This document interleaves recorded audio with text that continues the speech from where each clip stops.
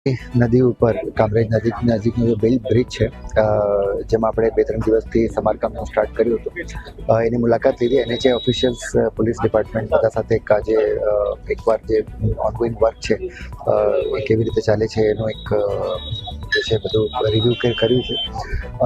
Almost 20 થી 25 દિવસ expected time છે કે રિપેર થવા, અને મીનવાઇલ અમે જે ન્યૂલી બિલ્ટ એના પલસાણા વડ જે એક્સપ્રેસ વે છે ઓપન કર્યું છે, અને ટ્રાફિકને મુંબઈ એક્સપ્રેસ હાઈવેનું જો ટ્રાફિક છે ને ત્યાં ડાયવર્ટ કર્યું છે.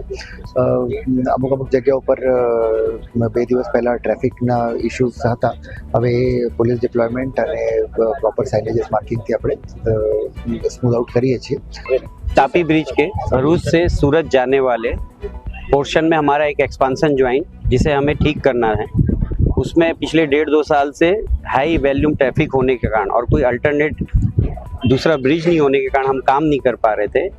हमें इमीडिएटली 48 घंटे पहले पुलिस और डिस्ट्रिक्ट एडमिनिस्ट्रेशन के त्वरित आदेश द्वारा हमने एक्सप्रेस वे पे ट्रैफिक डाइवर्ट की है, जिसके लिए हमारे NHAI के सीनियर्स ने भी अलाउ किया है और हम 48 घंटे पहले से काम भी चालू कर दिए हैं और इस पर राउंड द क्लॉक काम चलेगा और 30 से 35 दिन में ये एक्सपांसन ज्वाइंट हम ठीक कर देंगे और दोबारा ये ब्रिज हम पब्लिक के लिए और रोड यूजर के लिए खोल देंगे।